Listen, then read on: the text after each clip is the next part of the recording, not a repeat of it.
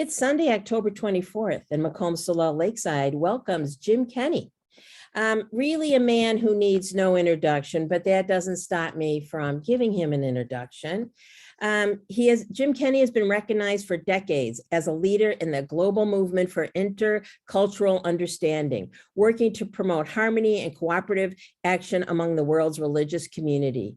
He had a major role in the two largest interreligious gatherings ever held in the 1993 and 1999 parliaments of the world's religions, Chicago and Cape Town. He was a global director of the parliament from 1995 to 2002. And in 2002, he founded the Interreligious Engagement Project, helping global interreligious communities address critical planetary issues. We know him as one of the founders of Uncommon Ground and really a frequent speaker and visitor to Macomb Solel Lakeside. We are so glad to welcome you back today.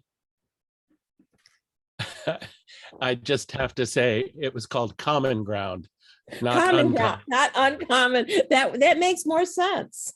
I don't know. Okay, as I said, I didn't say, but I'm really happy to be here. I always love coming to Macomb Solel. I like coming in person better because the food is better and the interaction is better. But this will do, and I'm really glad to see all you here. Let me just tell you that this presentation is packed with slides. That's what I do in Zoom world. And if you'd like to have a copy of the slides, you can do that. And Vanessa, if you'd just write down my website so people can ask you if they forget, but you go to jklecturehall.net, jklecturehall.net. When you land on the landing page, go under the Home tab right at the top and scroll down to Resource Library. So jklecturehall.net, tab at the top says Home, scroll down to Resource Library, and the very first item in the Resource Library will say Macomb Solel, and it's the slides from today. I have a couple of slides with audio recordings, and I did not include those for technical reasons, but all the other slides are there. There are 4 on a page in a PDF, and a lot of the material I think is pretty good. And so you might want to have a copy of that. So let's go ahead and share the screen and get going. By the way, if you have a question as we go along, type it in chat. Obviously, I won't respond as we're cruising along, but the first thing I'll do when we're done is look at the chat questions. Okay. You are not letting me share the screen. Let me go. You should be able to as a co-host. Wait 1 minute. Jim. I got it. He can share. Okay, thank you. Is that good, Jim? It is. Woo! Couple of things to do. This always takes a minute. Bear with me. And still tinkering with things that you might not see, but would eventually get in your way. Okay, there we are. I found this somewhere, and I just love it as a starting graphic for this presentation. Here's the title of what we're actually going to do, and we're going to do it for the next hour and 15 minutes, starting now. Not starting at 10 o'clock, but this is the topic, identity politics, wokeness, cancel culture, and anti-racism. These are all things we're going to talk about. They're terms that I'm pretty sure you've been hearing a lot about. Certainly you've been hearing a lot about cancel culture and wokeness, and both of those terms have become sort of shibboleths, if you will, on the right wing going after particularly the Democratic Party and Democratic candidates and saying their problem is they're woke. A lot of the people that are attacking wokeness have the faintest idea what wokeness means. When we're all finished here today, you'll have a very good idea. And I'll just throw this in as we start. From my humble, not so humble point of view, it's better to be woke than not, as a general rule in life. But we're going to talk about all these interesting things. Recently, now this is a cartoon that appeared in Puck magazine, which was an American humor magazine in the 19th and early 20th century. And you might think that identity politics is as absolutely new as could be, but look at this. It's a cover cartoon on Puck magazine. You probably can't read at the bottom, but it's Uncle Sam. First of all, the title is The Hyphenated American, The Hyphenated American. And Uncle Sam is saying, why should I let these freaks cast whole votes when they are only half Americans? And so the line of people who are casting votes, notice one other thing. They are half of each person is wearing traditional garb, and the other half is wearing what the cartoonist has identified as American garb. What's really interesting is that all the American side, the American clothing, is all plaid or check or whatever you want to call it. I have no idea why that is. But first in line is the Irish American. He's followed by the German American, the British American, the Italian American, and so on. And these people are only half American. So Uncle Sam, who is completely disgruntled, is saying, if you can believe it, in 1899, why should I let these freaks cast a whole vote when they're only half American? So the idea of identity politics has been with us for a long time. There's an article that I'm going to introduce to you. I've got a couple of quotes from it that appeared in the New York Review of Books. I don't have the date, but I will when we get to that slide, by Sarah Churchwell. She is absolutely terrific, really sharp scholar and so on, and a fabulous writer.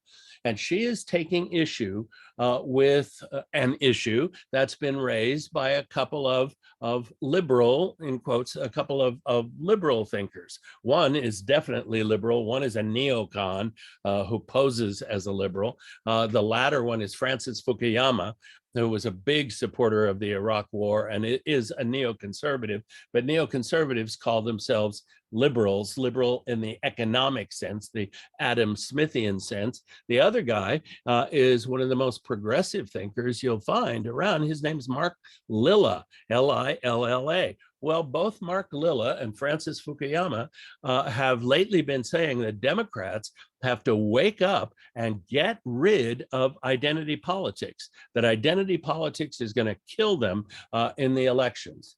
In other words, being concerned about Black rights and being concerned about Hispanic rights and being concerned about the rights of women. And in other words, being concerned about issues that the Democratic Party has owned for a long time. And Mark Lilla says, we have to go back. And he's one of my favorite thinkers, but boy, I think he's wrong about this. We have to go back to pre-identity politics, to articulate what was the Democratic Party's vision before it got into identity politics. Well, here comes Sarah Churchwell, who knows what she's talking about, and she says there is no such thing as pre-identity politics. Politics in America has always been about identity. Let's see what you think. Does this cover all politics, identity politics? Well, here are some examples. This is abstracted from Sarah Churchwell, not quotes. American politics has always been about identity. Consider the Mayflower separatists, right? We knew them as pilgrims seeking religious freedom. Throughout American history, the historical specter of free whites and enslaved Blacks has been with us and has hovered over our polity, over our evolving constitutionality, and so on. And it's absolutely at the dead center of our politics today. Women's rights. Interestingly enough, the women's rights movement began in the United States in the 1830s. The movement for Black rights only really got underway in the 1840s. And it was the organized women's movement that kickstarted the movement for Black rights. So that's kind of an interesting turn on things. But Black rights, women's rights, and here are some examples. The 3/5 clause. A lot of people don't realize that the 3/5 clause is in our Constitution at a time when the South, during our constitutional formation, the South wanted every slave counted. because the total population of a state translated into the number of electoral votes and congressional seats. So they wanted to count all their slaves. Interestingly enough, by the way, just as a sidebar, when the conversation turned to taxation based on a state's population, they didn't want the slaves counted. They wanted it both ways. Well, James Madison, the great compromiser and the great architect of constitutional compromise, worked out what was called the 3/5 clause. It's in the Constitution that slaves, although the word slave does not appear in the Constitution, that special species of property, they count slaves in the South counted as 3/5 of a person. That's there. The one drop rule during the whole period of Jim Crow, how do you determine if someone is Black or not? Well, if you could demonstrate that that person had one drop of, as they would have said at the time, Negro blood, they're Black. And that was policy in the South. One of the worst decisions of the Supreme Court, it's right up there with Citizens United, is the Dred Scott decision, written by Chief Justice Roger Taney, spelled Taney, by the way, but pronounced Taney. Dred Scott was a slave who was taken by his master to a northern free state. I forget if it was Minnesota or Michigan. I think it was Michigan. Anyway, he sued, saying that I'm in a free state. I can't be a slave. I need to be granted my freedom. And the case went all the way to the Supreme Court. And Roger B. Taney, in a landmark decision that was going to influence racial policy all the way into the 20th century, said Negroes have no rights under American law, period. You do not have the right to sue. You do not have the right to raise this, and so on. The Dred Scott decision. There's more. The grandfather clause, not clock, but clause. Did you know that the grandfather clause refers to this practice that was in virtually all the southern states when it came to voting? You could register to vote as long as the voting rolls showed that your grandfather had voted. Well, all white people qualified, but no Blacks qualified. Do you understand that you're the first generation of Blacks allowed to vote? Of course, your grandfather didn't vote. And so that rules out the possibility that you can register. Jim Crow is a term that we throw around. And first of all, it's really important to realize that Jim Crow was a very famous character that appeared in minstrel shows, which were all the rage, sort of pre-vaudeville minstrel shows throughout the South and throughout the country, always played by a white, always played by a white in blackface. If you wonder why people are so offended by white people and Black people alike, so offended by blackface, it's because it has this ugly, ugly history. Jim Crow was a character who was sort of an idiot character that appeared in these minstrel shows and represented the Black population, played by a white guy in blackface. But Jim Crow, when we talk about the Jim Crow period, what we mean is the period after the Civil War and after the passage of the 3 amendments that are called the Civil War Amendments, 13th, which ended slavery, 14th, which granted the rights of citizenship to all freed slaves, and the 15th, which granted the right to all citizens, male, of course, to vote. Well, in the South, the 13th Amendment applied. They couldn't get around that. So they introduced sharecropping, which was as close as you could get to slavery. But the 14th Amendment, the rights of a citizen, was routinely denied to Black people, and the right to vote was routinely denied. A Black person comes in to register, there's a jar of jelly beans sitting on the desk of the registrar. That's where that comes from. Guess the number of jelly beans in the jar and win a prize. The prize was, if you got it exactly right, you could register to vote. Or alternatively, you might, if you were Black, be asked to recite the entirety of the Constitution in order to register to vote. If you failed or missed a word, you couldn't register. Well, that circumventing of the 13th with sharecropping, the 14th, the right of citizenship, and the 15th, the right to vote, circumventing those laws is what we mean by Jim Crow. And it was a 100-year period in which the 13th, 14th, and 15th Amendments to the Constitution did not count in the South. Think about it. Under the guidance of Lyndon Johnson, Hubert Humphrey, and Everett Dirksen, should get a lot of credit here too. Under the careful tutelage of those three giants, in 1964, we passed the Civil Rights Act, which essentially said, look, the 14th Amendment is the law of the land. And in 1965, the Voting Rights Act, which said, and the 15th Amendment counts, but we had gone through 100 years in which 13, 14, and 15 did not count in the South. 100 years of, and what do we call that period? Jim Crow. The Klan was actually one of the very first identity movements. We're still talking about whether there's any pre-identity politics. And today we're talking about Black Lives Matter, which immediately brings the response from the right wing. Well, wait a minute, you say Black Lives Matter, but of course white lives matter. Well, unfortunately, the Black Lives Matter movement should have called their movement Black Lives Matter 2. Had they said that, we would have been saved a lot of confusion, because of course saying Black Lives Matter does not mean, never meant, that white lives don't. We live in a country in which it simply is beyond question that white lives matter. The reason there's a Black Lives Matter movement is because Blacks are still being disproportionately killed by police. And that was the original theme. So Black Lives Matter. Well, identity politics is absolutely still with us. Women's suffrage, women's pay, women's status. What about anti-Semitism, anti-Catholicism, Islamophobia, anti-Asianism, which we're only beginning to notice now, and birtherism, for heaven's sakes, which was Donald Trump's ticket into politics, birtherism. So to imagine that there was a pre-identity politics, Sarah Churchwell says, is nonsense. And now we're quoting from her, and from her article that appeared in the New York Review of Books. At the bottom, you'll see the date. There are no pre-identity politics. I hope you don't mind me reading this for us all, just as there are no pre-identity economics.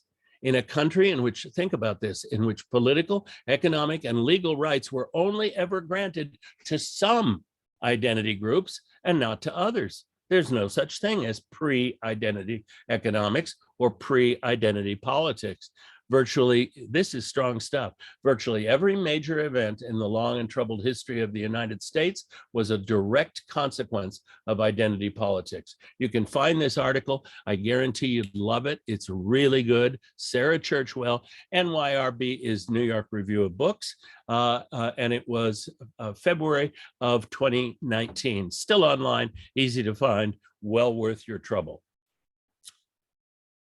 And here I'm going to draw on one of my favorite books of all time. It's at least 20 years old, by Stuart McGregor Burns. I'm sorry, by James McGregor Burns and his son Stuart, and it's called A People's Charter. I don't have that on the slide, but A People's Charter. Now it's a big honking book. It's huge, but it's really amazing. And they say, after we write the Constitution, the next 200 years of American history is taken up with discovering what that Constitution means. And our 200-year-long constitutional struggle is all about the struggle for the rights of members of 4 separate groups. So they say it's all about identity politics, fleshing out the Constitution, fleshing out the People's Charter, discovering what we mean by universal human rights, as opposed to what I'm calling here inertial culture, which is same old, why should we change anything if it ain't broke? But broke indeed it is. So think about this. There are for 200 years, American politics, polity, and constitutionality is shaped and decided by 4 great struggles. The struggles for the rights of people in certain groups. This is, wait a minute, I mean, give me a moment to say, this has everything to do, that's what I'm trying to find the words to express. This has everything to do with what we call group rights. And we distinguish between group rights and individual rights. As a good rule of thumb, you could say that the right wing in American politics is primarily concerned with individual rights. And that's a perfectly appropriate thing to be concerned with. It's the founding question of our country. Individual rights. Don't tread on me. The first 10 amendments to the Constitution all have to do with my rights. Don't do this to me. Government should not do this. Government can't take this away from me, and so on. But then over the next 200 years, we began to notice that those individual rights were denied systematically to certain people who were members of certain groups. So we're still talking about the same individual rights. We're just saying, how come women don't get them? How come Blacks don't get them? How come workers don't get them? How come poor people don't get them? So those are the four groups that define the struggle. Struggle over gender and whiteness and wealth and power and privilege. And the four groups are women, Blacks, workers, and the poor. This is one of the most powerful explanatory models I've ever come across. And boy, it will serve you well if you understand it. These four great struggles in that order, women, Blacks, workers, and the poor, defined America's understanding of her own Constitution. So here I put the name of the book, Jim. Can you repeat the name of the book? It's called A People's Charter by the Burnses, James and McGregor Burns and Stewart. Okay, so that's Elizabeth Cady Stanton, Frederick Douglass, Samuel Gompers. Everybody recognize Samuel Gompers, of course. And this is 1968, and this is the Poor People's March, the March on Washington, Poor People's March. And then two explanatory quotes from me. America, from the rights of the individual to the rights of the group. And what do we mean by group rights? It simply means that individual rights are often denied to certain groups. So there's no difference between group rights and individual rights. It's just a question of who gets them, who is entitled to the original individual rights that were set forth in the Constitution. So now we're going to define some terms that will help us get into the meat of all this. First of all, what is woke? I'm also going to tell you where that comes from. It's sort of interesting. It comes from an article that was written by an African-American journalist, an essayist, and historian back in the 60s, but we'll see about that in a moment. But what does woke mean? To be woke is to be aware of racism, of the pervasiveness of racism, but also to be aware of social injustice in our American history and in the present. I'm woke. Are you woke? Woke means aware of the persistence of racism and injustice. What about cancel culture? Well, cancel culture, and here's something interesting to watch for. We're also going to say a word or two about political correctness.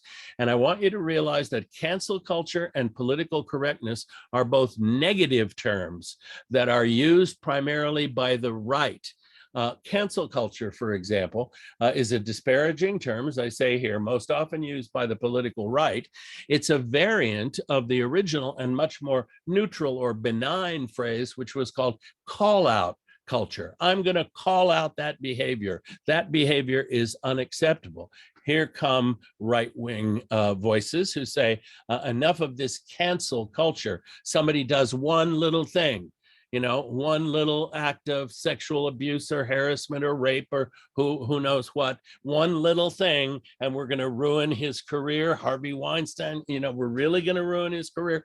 Yes, and not a moment too soon. But a lot of people today, and I would say on both sides, have been hoodwinked by the use of this term cancel culture, which has been presented to us as a kind of hypersensitivity of the left.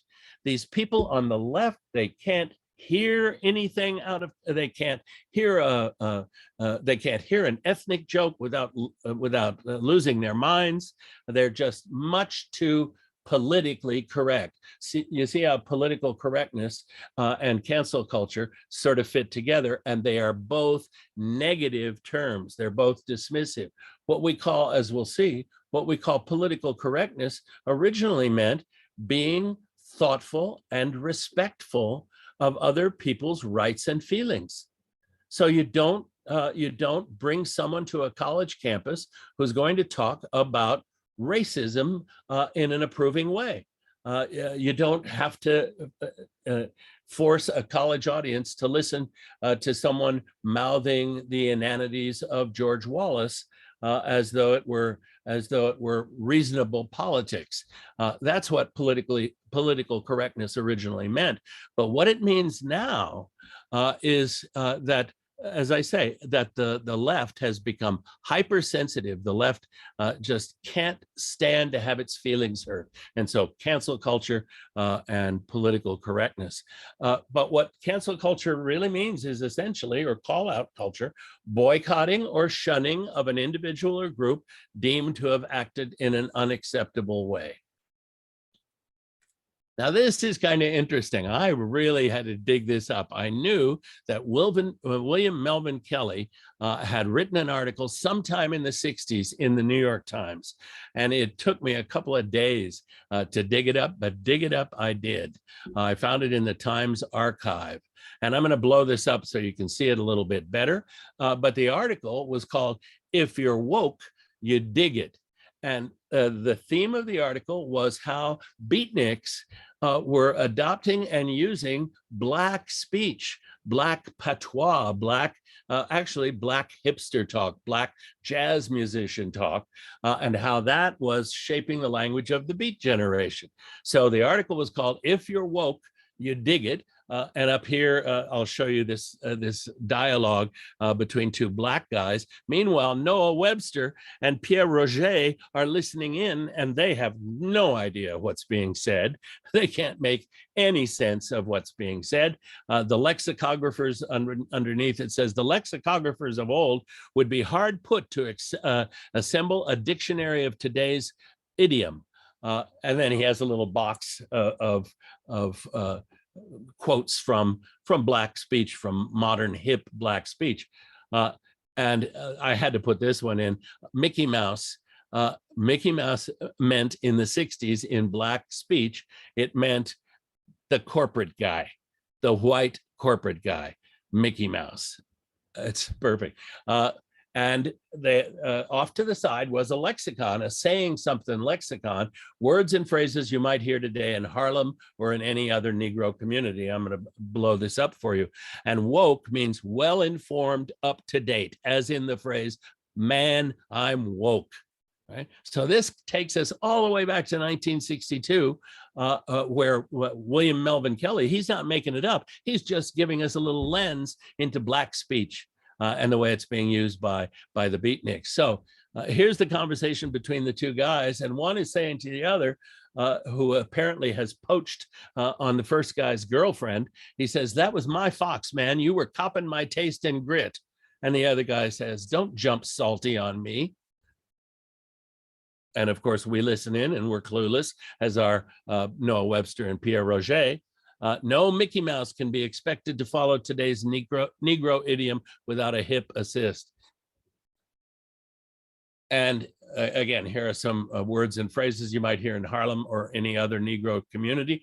But this is the point of our conversation. Woke is an adjective that means well-informed, up to date. Man, I'm woke. So back to cancel culture. And what I have on this little slide is three different points of view, three different attitudes toward cancel culture, two more or less approving and one critical. So let's just see what they're saying. Cancel culture has its place. It helps call out and remove problematic people from mainstream culture. Okay. Let's call cancel culture what it really is. It's our way to exert some control over a world that is becoming more dangerous and less tolerant. Now, this is someone from a minority community talking and saying, we now have the power to say that kind of speech won't do. We're going to cancel that kind of speech. You're going to indulge in that kind of speech, and you're going to pay a price. And here's a less approving point of view. In cancel culture, we appoint ourselves the arbiters of right and wrong, also the judge and jury, because thanks to social media, we get to dole out punishment. Now, actually, I think the person who says that makes a point. And we're going to get to that point because there's such a thing as being woke. There's such a thing, as we'll see, as being anti-woke. And there's such a thing as being mean-spirited woke. And that's something we have to talk about. Can cancel culture go too far? Can cancel culture be mean-spirited? We've seen that happen. We've seen it happen. That's, of course, the little Twitter bird who gets canceled. Now, this is me talking again, but the core idea, the core concern of call-out culture, let's say, or cancel culture, is accountability. Accountability for public figures that are typically not accountable at all. The big star, the big tycoon, and so on, the big politician who can say or do whatever, usually he, but not always, wants to do or say. Now we're talking about some kind of accountability. And yes, indeed, it is enabled by social media. Where do people get called out? Where do people get canceled? On Facebook, on Twitter, on Google, on YouTube, and on Instagram, the big five. And sometimes it's ugly indeed. But one of the positive things is that it's allowing marginalized communities perhaps to assert their values.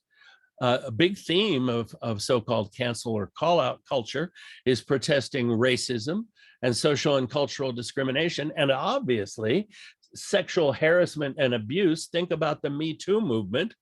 The Me Too movement is essentially call-out culture and cancel culture. Remember, we say call-out culture if we kind of like it. We say cancel culture if we're against it. And the Me Too movement is absolutely part of this. Now, though, however, the original concerns are obscure because cancel culture has just become one more front in the culture war. And it's, from my point of view, it's just one more demonstration that the right is better at the infighting of the culture war than the left is. The left has a hard time getting its point across. The right comes in with a quick and dirty assessment of something, and the label sticks, and the battle is often won. But how about this? When we talk about cancel culture going too far, here are a couple of guys that a lot of people would like to cancel as we're tearing down statues of Confederate generals. By the way, some of you would agree, some of you would disagree, but I'm all for that. I'm all for that. I think that's really an important subtraction to make.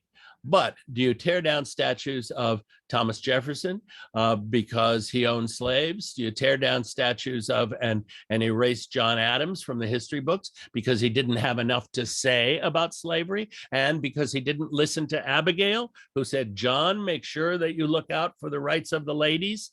And he said, Abigail, we have no time for that. Should we cancel both of them? So anyway, it was actually 195 years, and I counted today, 113 days ago, that Thomas Jefferson and John Adams died. I'm sure most of you know that they died on the 4th of July, 1826, the same day. John Adams, supposedly his last words were, Jefferson still lives. And think about it, excuse me, 1826, July 4th, 50 years, more or less, after the signing of the Declaration of Independence. The only reason I say more or less is because the Declaration wasn't actually signed on the 4th of July. 4th of July just became a convenient date for the celebration later. But imagine that, dying 50 years after. And in my view, they helped to set the cultural alarm clock that finally woke us all up. So just a little note, when we get too into all of this, we really have to watch out for something called the historian's fallacy. And the historian's fallacy is the mistake that is made by someone who passes judgment on an earlier era using the standards of the era in which he or she lives. So my wife just told me the story today about some professor somewhere fairly recently who got in trouble for showing a clip of Laurence Olivier doing Othello in blackface. It's from the 60s. The professor got in trouble. Now that is totally moronic. It's completely moronic. It makes no sense. And it's a wonderful example of the historian's fallacy. The historian's fallacy. Don't jump back in time carrying your newly woke sensitivity to pass judgment on someone from an earlier era. What about political correctness? Now, this, as you know, when we talk about being politically correct, we want to avoid language that offends people of various races or ethnicities or genders or sexual orientations or cultures or social circumstances, rich, poor, and so on. Unnecessarily offending people with speech, action, and so on. But political correctness has become a common weapon in the culture war between left and right. And remember, people who advocated for political correctness, who said, we have to be careful what the content of public speech is on the college campus, that it is not egregiously offensive, that it is not anti-woman, anti-Black, anti-Asian, anti-Jew, anti-Muslim, anti-cat. You understand my drift here. We need to be careful. Nobody ever used the term political correctness to describe that. Instead, they talked about respect. We need to be respectful. Political correctness is a term brought in from the right by people who hate the idea of enforced respect. Enforced in the sense of the college simply, and it's usually on a college campus, the college won't tolerate hate speech. And I don't like that. Not tolerating hate speech violates my rights. Now, here's an interesting thing. You know, political correctness, this term, used to be a leftist self-critical satire. And I'll tell you how that worked. Socialists used to laugh at communists because communists were so rigid and proper in their language. You had to be perfectly, properly Marxist as you spoke, and you could not deviate from that. Socialists, who were a lot looser in their thinking and their economics and so on, would point at communists and say, you know, your political correctness has you stuck in the mud. Your political correctness is going to be the death of your movement. But eventually it became a pejorative term, as you know, that's used by the right today. For example, Donald Trump, the big problem in this country now is being politically correct. Really?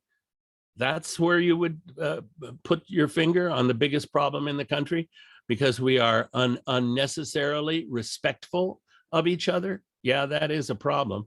And here is a really awful guy, Charlie Kirk, one of two people we'll meet today if we have time, two young guys who have nothing in particular going for them, except that they are social media mavens. They know how to work it, and they're looking for a gig. They're looking for an opening. Above all, they want to get on Tucker Carlson's show, which is, by the way, a paid appearance. You know, they want to get on Tucker Carlson's show. They want to be on Fox News. They want to be invited to speak. So they come up with some handle. Well, Charlie Kirk is the one who made political correctness a big money deal for him. He goes everywhere to talk about political correctness. And look what he says. It's a weapon that the left uses to silence arguments that cannot be refuted. Nonsense. But there you are. So the cartoon, I'm so sick of political correctness. Try it without the political correctness then. Okay, I'm so sick of not being able to insult and belittle women and minorities. And then down at the bottom, she says, feel better now? Now, I mentioned before that we can talk about wokeness, we can talk about anti-woke on the right, we can talk about mean woke. So let's just fill out my little triangle here, just a little mental exercise of mine. Woke, I like woke, that goes at the top. On the left, mean woke, on the right, anti-woke. What do we mean by woke? For me, wokeness has to do with having a transformative insight.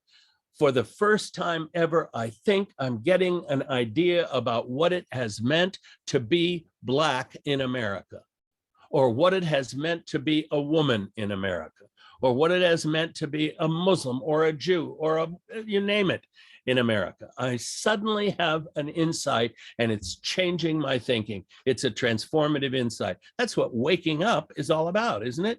You wake up and you have a transformative insight. It may be only it's morning, I got to go to work, still, it changes things for you. It's also an example of consciousness raising. There's a phrase that we used a lot in the context of the women's movement in the 60s, but I think it's still just as relevant. Consciousness raising, something most of us can use. And my little abbreviation for everything that's concerned with woke or progressive thinking is PJS. And some of you have heard this from me often, but PJS means peace, justice, and sustainability. Peace, justice, and sustainability. I think that defines everything that should be part of the progressive worldview. And by progressive, I don't mean left wing. I think you can be progressive and be on the right. I think there are very progressive Republicans and very progressive Democrats, fewer on one side perhaps than on the other, but in any case, peace, justice, and sustainability. Peace and nonviolent conflict resolution, social and economic justice and universal human rights, and ecological sustainability, PJS, waking up to that. Okay. Mean woke has more to do with projection and smugness, right? Look how woke I am. I called you out. I'm quoting there from Barack Obama, who was speaking on his daughter's college campus, on Malia's college campus. And he said, you know, this whole business of being woke because you called somebody else out, said, you got to get over that real quick. Because that's not activism, that's projection. If you're smug because you found someone else wanting, you haven't accomplished a thing. You're not an activist. So mean woke to me is all about projection. And what do I mean by projection? You're calling somebody else out for something that you haven't healed in yourself yet. How common is that? Projection and smugness, but worse on the other side, privilege and denial. Privilege and denial. I enjoy my white privilege or my wealthy privilege or my status privilege, and I deny that you have a problem. There is no problem with racism or sexism or religious hatred in this country. And so all you people who are social justice workers, can you imagine that social justice has become on the right a term of opprobrium? You can call people out on the right for being concerned about social justice.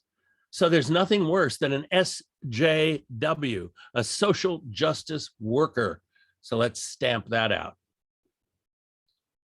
So if PJS and woke is the center, and that's the left, and that's the right, what the left, it seems to me, is guilty of is something akin to religious dogmatism. My way. You got to see things my way. Inflexibility. I'm going to say that what's going on the right is a little bit worse. It's not just dogmatism, it's religious fanaticism. But I like the comparison to religious, and I put religious in quotes, but you know, there's religion that's healthy and sound and good, and there's religion that's turning a little bit sour, and there's religion that has become downright ugly. And turning sour is the path through dogmatism, and arriving at fanaticism gets you to downright ugly. On the top, what we have is intentionality. Psychologists and counselors and so on, religious leaders will say, refining becoming, I guess, becoming mature is the word I'm looking for. Maturation has everything to do with intentionality. You intend in a certain direction. You're always tending. So a very good question to ask yourself is, how am I tending, right? How am I tending? How's my integrity coming along? How's my consciousness tending? How's my compassion tending? Where's my intentionality? It's not so much what am I intending, it's how am I tending to be? And that has to do with asking yourself the question, how am I doing? Could I do a little bit better? That's what intentionality is all about. What's the opposite of intentionality? Might surprise you. I think it's ideology. And ideology is not just your point of view. That's a word that is constantly misused in our culture. We imagine that there's such a thing as a benign ideology. No, ideology is a pathological condition. You don't want to be an ideologue. The ideologue is the one who says, don't bother me with facts. My mind is made up. The ideologue is guilty of, or is a victim of tunnel vision. So you talk to somebody who is an ideologue with regard to climate theory or climate change. You realize there's no evidence, no argument, nothing you can say to that person that's going to open up a window or cause even a pause in thinking. That's ideology. Ideology is impermeability. You can't get to me. My mind is fixed and made up.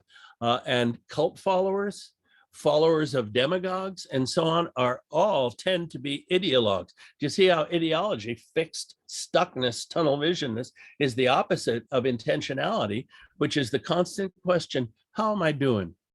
How am I doing? And what a good question to ask. So I think the woke person wants to be a little bit more woke. I can't imagine anything worse than saying, no wokeness for me. So there's a hat, and it's better than the other red one. It says woke, and of course it's a ripoff of the Coca-Cola logo, because woke rhymes with Coke. And there's that right wing, no woke for me. Wake the woke, anti-woke, cancel culture is canceled. No awake. I love the one at the bottom, not woke, prefer sleep. Yep, that's the right going unwoke. I searched high and low for the worst t-shirts I could find, and it was worth the effort. Now we're going to talk about anti-racism, and this is a book that has me this year it's 2 years old, but very excited. I discovered it this year. Ibram X. Kendi. He's a professor. He's an essayist. This won the National Book Award.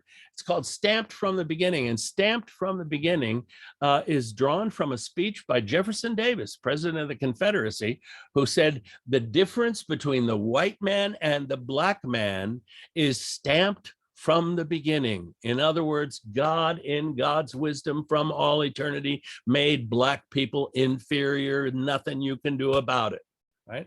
And keep that in mind, because he was a segregationist. And the segregationist, as Kendi puts it, is the pure racist, the one who believes that blacks are irredeemably, permanently inferior to whites. Nothing you can do about it. And so it's stamped from the beginning. This is a wonderful book. The subtitle is The Definitive History of Racist Ideas in America. That's an ambitious subtitle, but I think he lives up to it. I think it's a fabulous book. If you don't feel like picking up another, 10-pounder, then I really recommend that you get on YouTube. I don't usually send people to social media, but get on YouTube and Google Kendi. You could just Kendi stamped. That would be enough. And see if you can't find a TED Talk. There are a lot of them. An hour presentation, maybe a half hour. Listen, we're going to hear a little bit of this young man speaking, and I think you're going to be very impressed. But check him out, hear him, because he's brilliant. He also wrote a book in 2019, How to Be an Anti-Racist.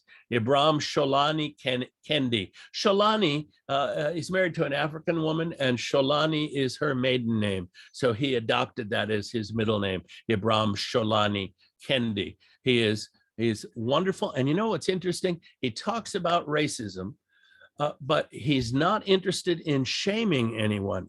One of the most interesting parts of the book is when he says, you know, for me, a big turning point was realizing how many racist ideas I had.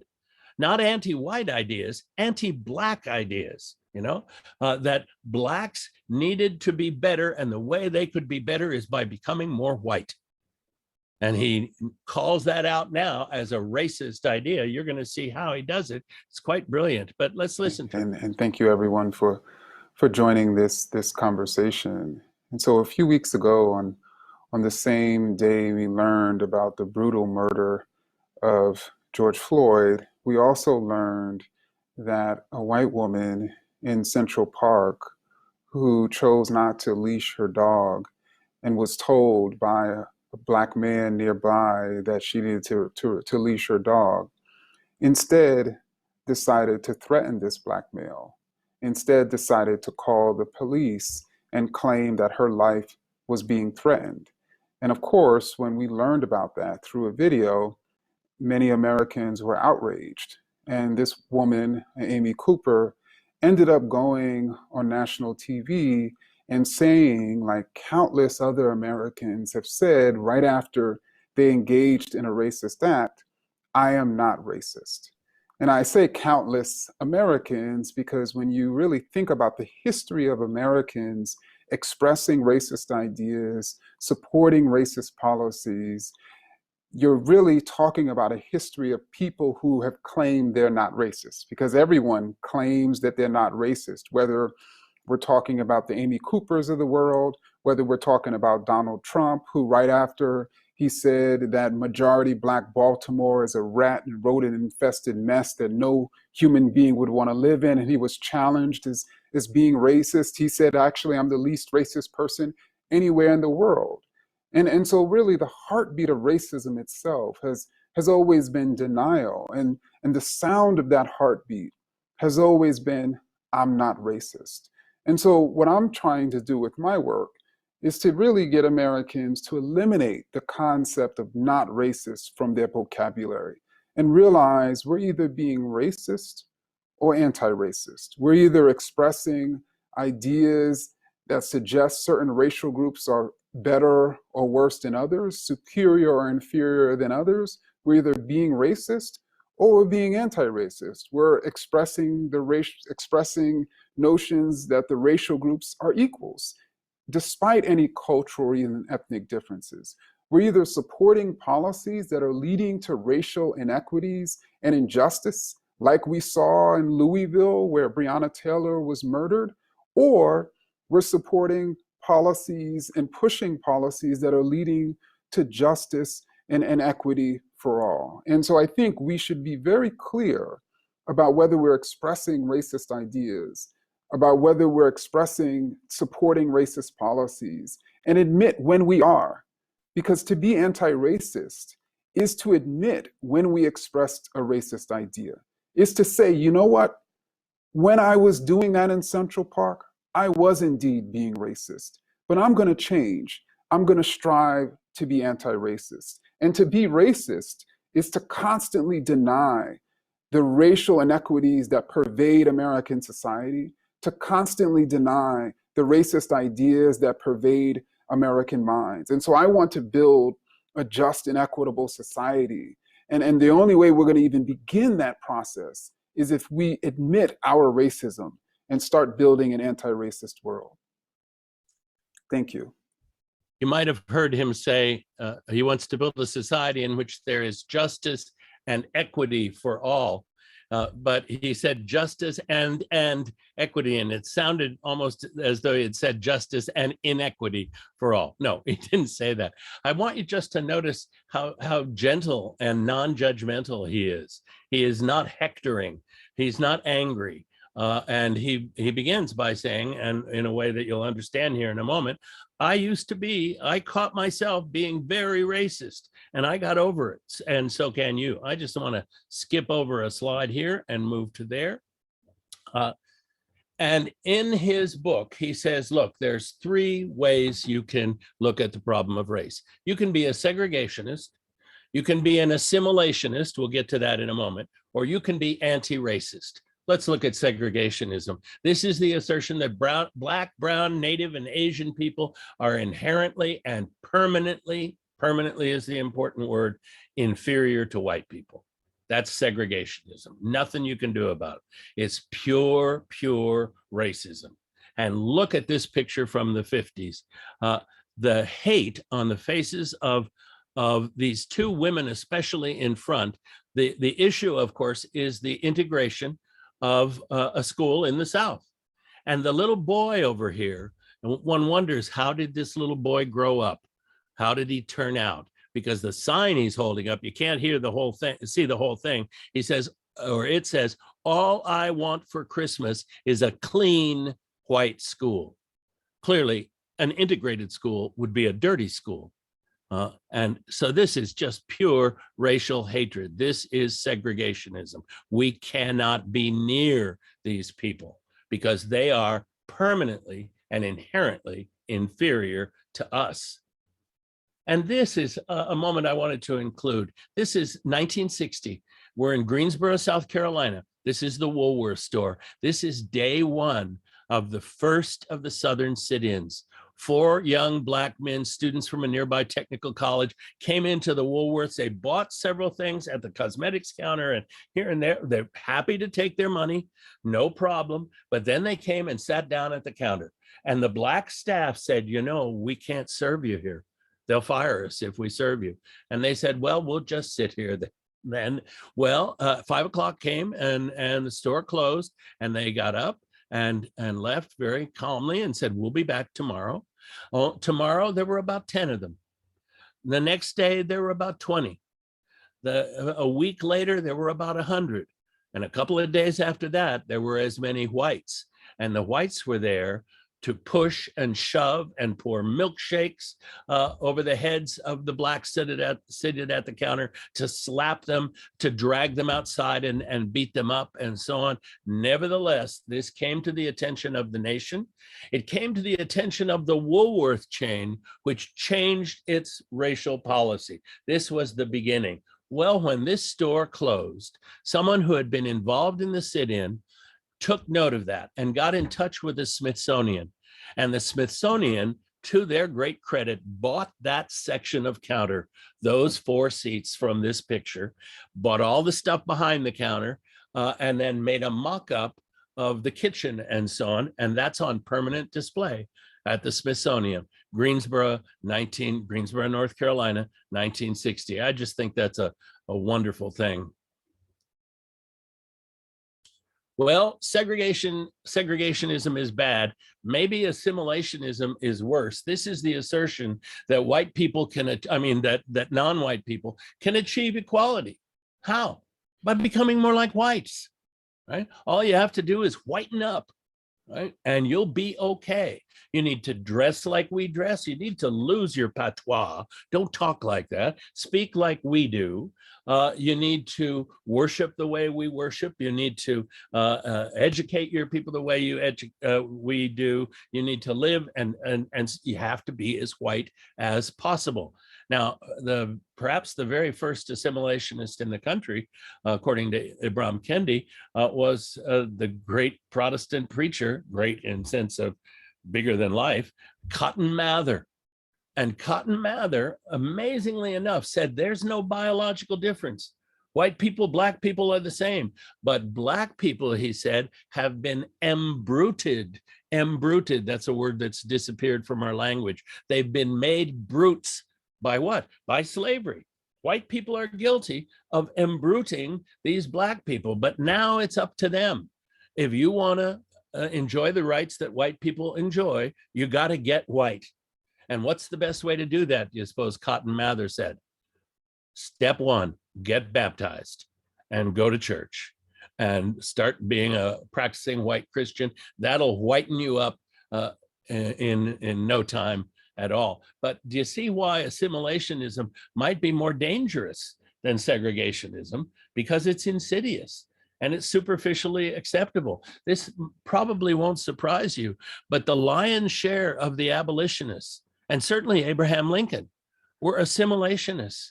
They believe that Black people need to get white as soon as they could. That's why so many abolitionists actually believed that Black people would never fit into our society, needed to go back to Africa. They thought slavery was wrong. They wanted to free the slaves, but they were not prepared then to bring the slaves into our society. Others did. Others said that's the way to fix them. And here's a post-Civil War, very famous picture of black men. Notice this is not affecting the women who are still in traditional dress, but the Black men are gradually whitening up. If you see what I'm saying, several of them are wearing bits and pieces of Union Army uniforms, vests and so on, but a number of them are wearing ties and hats and so on. They're trying gradually to move up the social ladder. How? By aping their white brethren, if they would dare to use that word. And then there's anti-racism. I want to pause here and I'll read this first thing, but then I want to tell you something about anti-racism, about racism in general. An anti-racist idea is any idea that suggests that the racial groups are equals. Now, if you want to object, if you're thinking, well, wait a minute, if the racial groups are equals, why is it so many more young Black men are in prison? Why is it that so many such a higher percentage of crime in America is carried out by Blacks and Hispanics, if the racial groups are equal? Well, if the racial groups are biologically equal, if one group is in no way inferior as a group to another group, why is it that so many individuals fall afoul of the law, don't get educated, and so on? Could it be that the obstacles are built into the system? And that's what Kenney argues, that the racial groups are equal. There's no distinction between them. By the way, first he takes us through a very clear explanation of the fact that the very idea of race is mythical. If I look at someone and say, that's a Black person, he's a member of the Black race, how do I know that? Black skin, Black facial features, ears, eyes, nose, and mouth, right? And texture of the hair.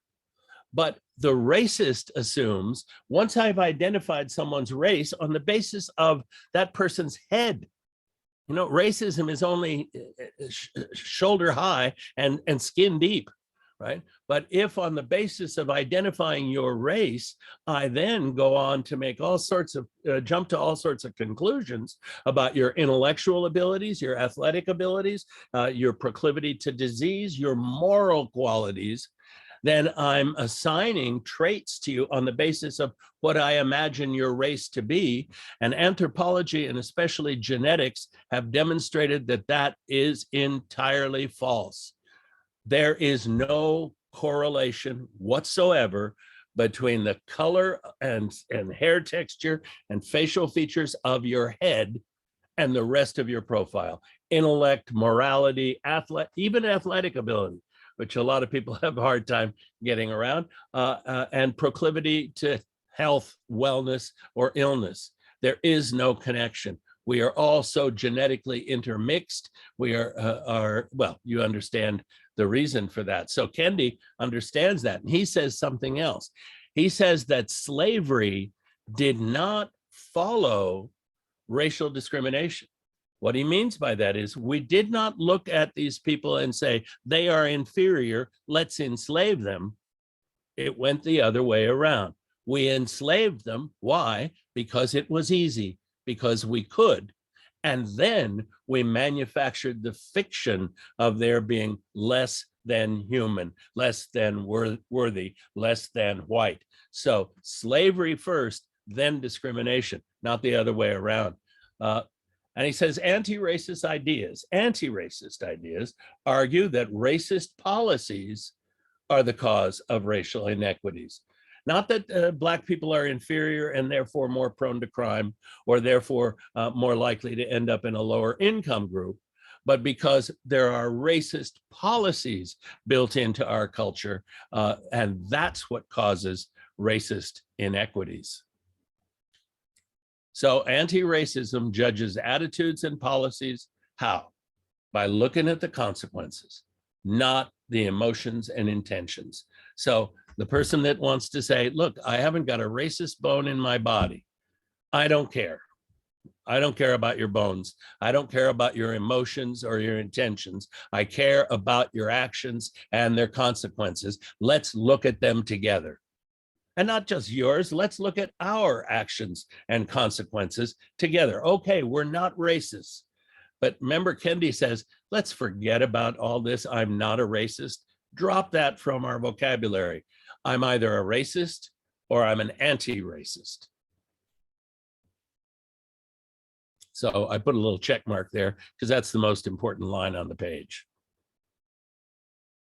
And because I like to put little check marks. Okay, stamped from the beginning. But there's one other person I want you to meet before we're done. That's Kimberly Crenshaw. She's a professor at UCLA and Columbia. Every time I say that, I want to say to myself, imagine the commute. How often does she zip back and forth? I think she does it on a semester to semester basis. But she has given us two very important phrases. That's Kimberly. She is, this is also someone you got to hear her TED Talk. Go to YouTube and just look up Kimberly Crenshaw and listen to what she has to say. Sharp, smart, and she is a legal scholar. That's her field. She back in the 70s, she was very much part of the changes that were going on in law schools across the country.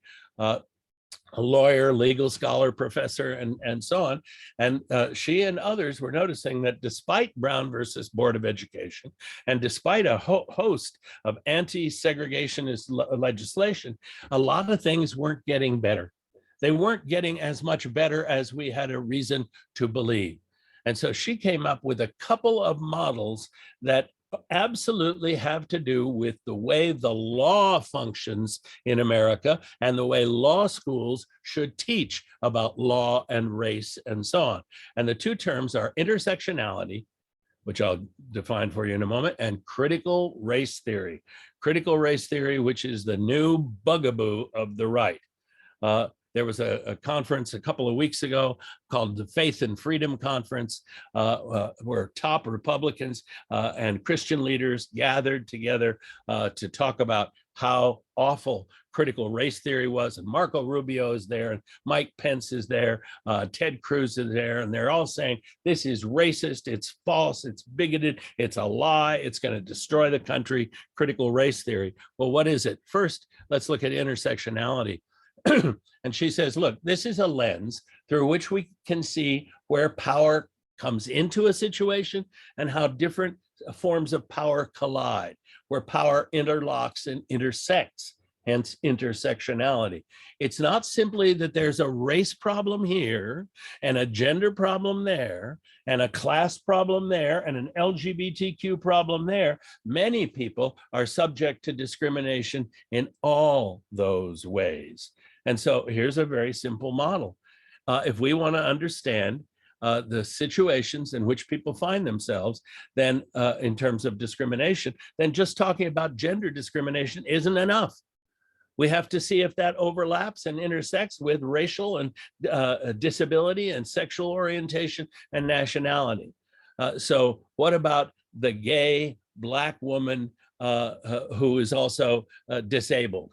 What's her unique situation vis-a-vis discrimination? And the law is not set up to protect that woman. There's no way for her to address her unique situation. So she says, we got to start to think in intersectional terms. And boy, this is a very hot topic in the legal world. But critical race theory is even hotter. And the basic idea is that race has, this is a legal study, how has race been created, embedded, racialism, let's say, created and embedded and facilitated and insulated by the law. Law was not simply a neutral referee. Law played a role not only in allowing racial discrimination, but often in defining what it actually meant to be Black. Here's the simple question. Critical race theory asks how law has been, our body of laws and the practice of law, the interpretation of law has enabled racism in our country. Is it being taught in grade schools? Absolutely not. It is not. It's being taught in law schools. So where does the idea that it's being taught to our children, and our children are being taught to that they live in a racist country, and our white children are being taught that they're racist? It's a fiction. It's a fiction. And critical race theory does not argue that if you're white, you're a racist. It says that if you live in America, you deal every day, whether you're white or black or purple, you deal every day with a legal structure that tends, often unwittingly, to reinforce racist attitudes. Critical race theory starts, like Ibram Kendi starts, by saying the very idea of race is not biologically real. It's a social construction, but it is socially significant.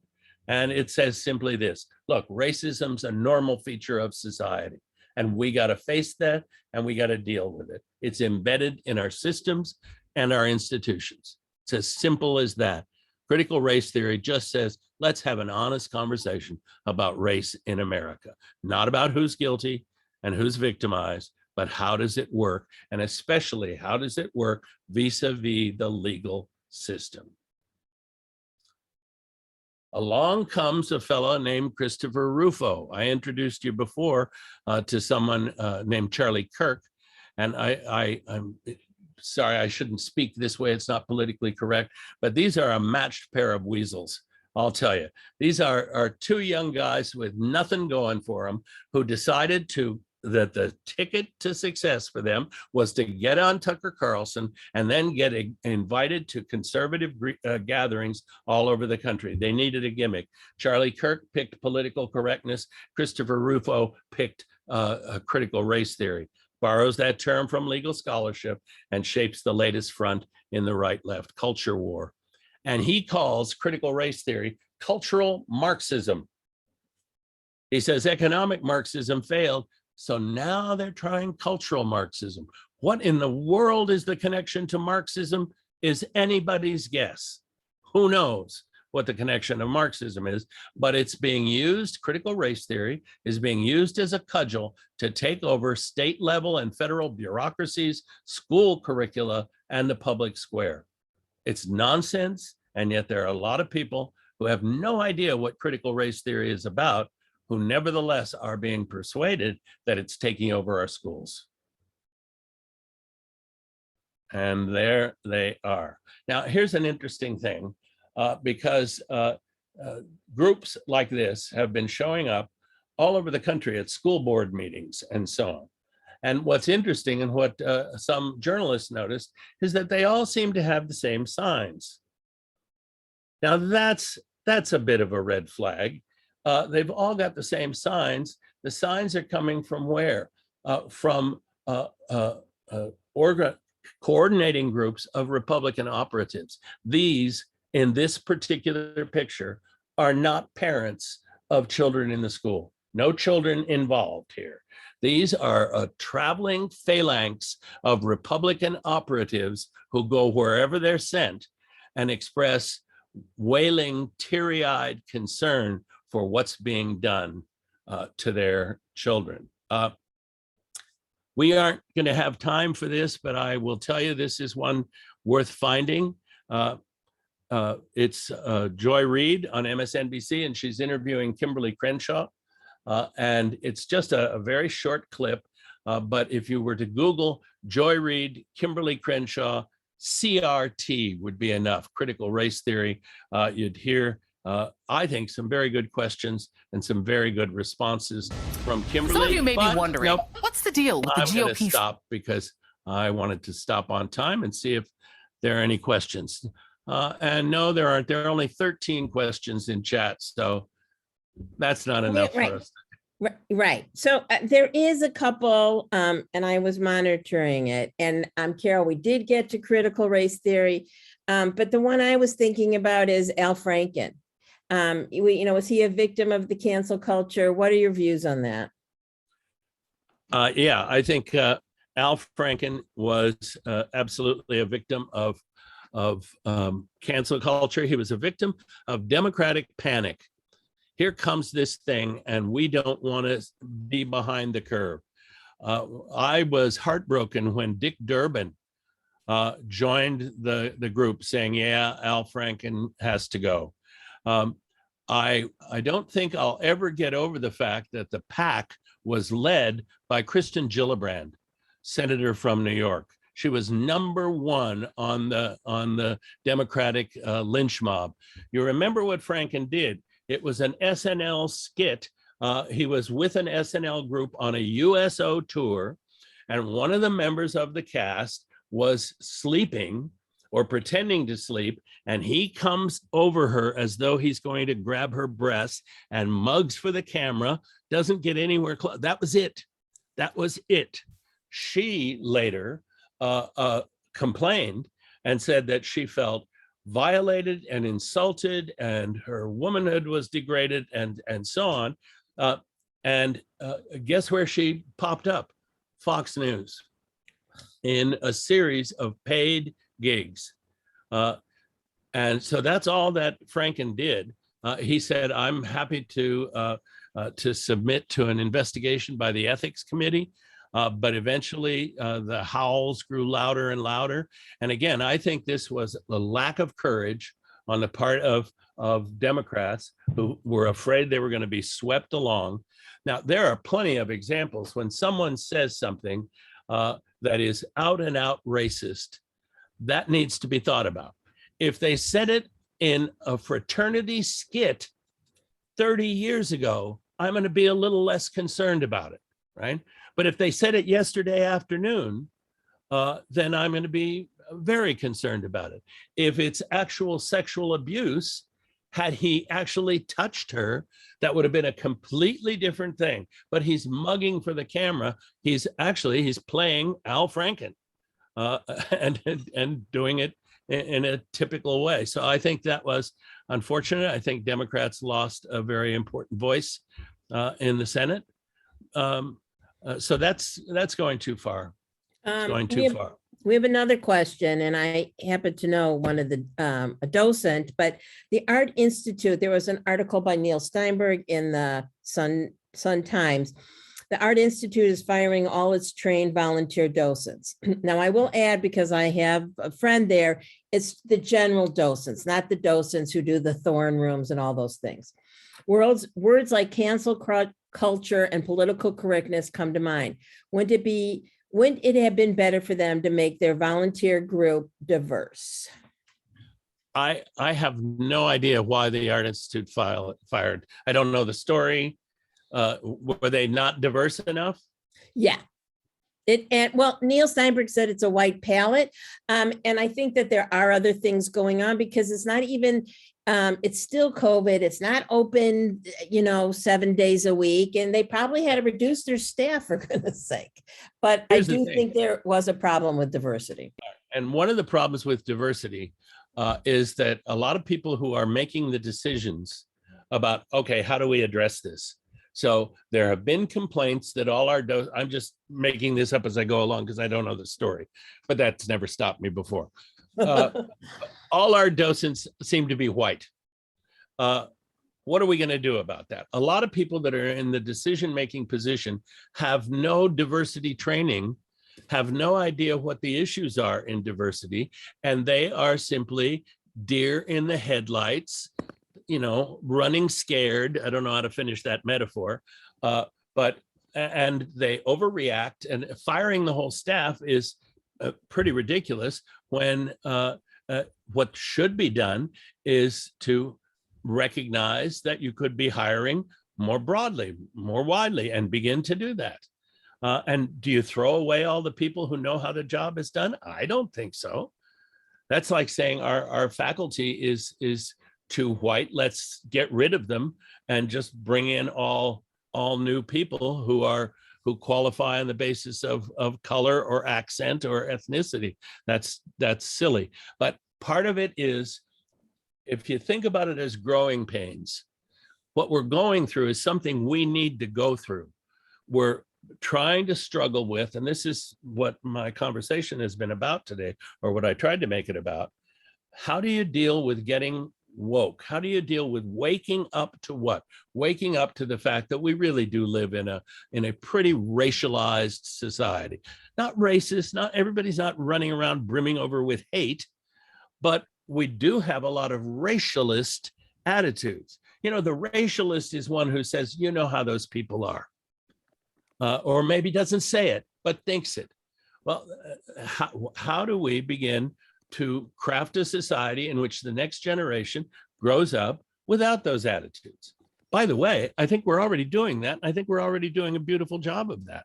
Have a conversation with your kids or your grandkids, and you'll notice immediately that they're not as racist. Well, I won't say not as racist as you, but not as racist as your own grandparents, right? I loved my grandparents. Did they have racialist attitudes? Oh, you bet. You bet. Did they have, religious prejudices? Oh, yeah, absolutely. How about gender biases? Yeah, males and female, they all had gender biases. Proper role for a woman, proper role for a man, proper role for a black, proper role for, so we didn't grow up quite that way. Our children and grandchildren haven't grown up. So yeah, there is such a thing as cultural evolution, but could we speed it up? And along the way, we're going to be ham-handed and clumsy and, and are going to do it in ugly ways. And we have to be more and more sensitive to that. And are there going to be victims? I'm not saying the victims are justified by how serious the challenge is. I'm not at all. Victimhood, that's not justified, but we just have to do it better. Can we do it better? Absolutely, we can. We have another question, which I asked last time. I'm going to ask it again to see if you have the same answer. On a more Last time I was here. Yeah, we asked you this exact same question with a little bit different. And I think that when you talk to us and it gives us hope and it gives us a situation. So on a I'll more see if local, I can put a stop to that. Right. On a more local, personal level, do you have suggestions for engaging in conversations, understanding people who do not share our views for being woke and anti-racist? Do we even have a chance for finding common ground with the other side? Well, I'm sure that what I said last time is that the conversation with the ideologue, my mind is made up, don't bother me with facts, let's just take climate, right? Should I re-engage in the climate conversation with my neighbor across the street, whom I really like? I've always loved the pair of them. They are climate clueless, but they're also ideologues. Their minds are made up. And the more I argue, the more deeply their views are entrenched. That conversation is a waste of my time. It's a waste of their time. And it's a squandering of what remains of our friendship. So why bother? The person I want to talk to is the person who has some doubts. The person who says, I don't know about this climate. So that's the person I want to talk to. Or the person who says, I'm not a racist. Some of my best friends, and that's always a clue. The person who starts that way and then says, but sometimes I think this stuff goes too far, too fast. That's the person I want to talk to. The person who says those people are inferior and period. That's a waste of my time. Do I want to talk to a Klansman? Never. That's a waste of time.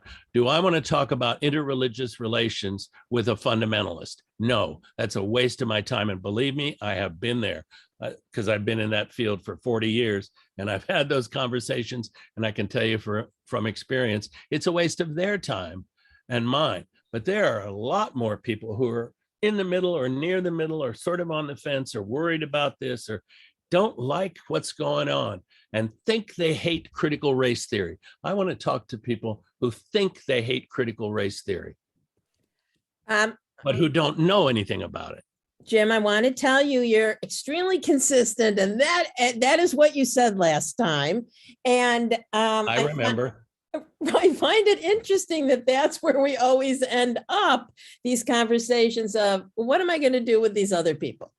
Well, you're going to do with these other people what you should always do with these other people, which is to have the most open conversation you can have, and which means you have to decide, is an open conversation possible with this person? If the answer is no, smile politely, give them a cookie, and move on. That's why I always carry cookies. I've put a couple things in the chat. We're having an anti-racist book club. We're going to discuss caste. I think we're going to have Jim back to talk about that as well. We have the RAC, which is our Religious Action Center voting call in the week of November 8th. And it'll be in your Macomb at home if you want to take action. Check in with our Tikkun Olam, our social action group. We have a lot of things going on as things, ratchet up as the midterms. I know it's going to be here before we know it. I'm sure there'll be plenty to do, as well as plenty to listen to from Jim. And we can only thank you so much for being here. Great morning. By the way, the book Caste by Isabel Wilkerson is terrific. But What? as I was telling Vanessa earlier, I think her earlier book, which was called Warmer, help me here, In Search of The Migrant, the book on the Great Migration. Yes. Warmth of Other Suns. The Warmth of Yes. Other Suns. I just blank. I even like that book better. It's not the same topic, but Caste is really great. You'll enjoy your conversation. Yeah. Okay, thank you, everybody. Great seeing you. Next week, we have Roselle Shertuk on Elvis Presley and his connection to the Jewish community during Halloween. I think it's appropriate. And do Jim, we'll too. see you soon. Be well. Bye-bye. Bye all.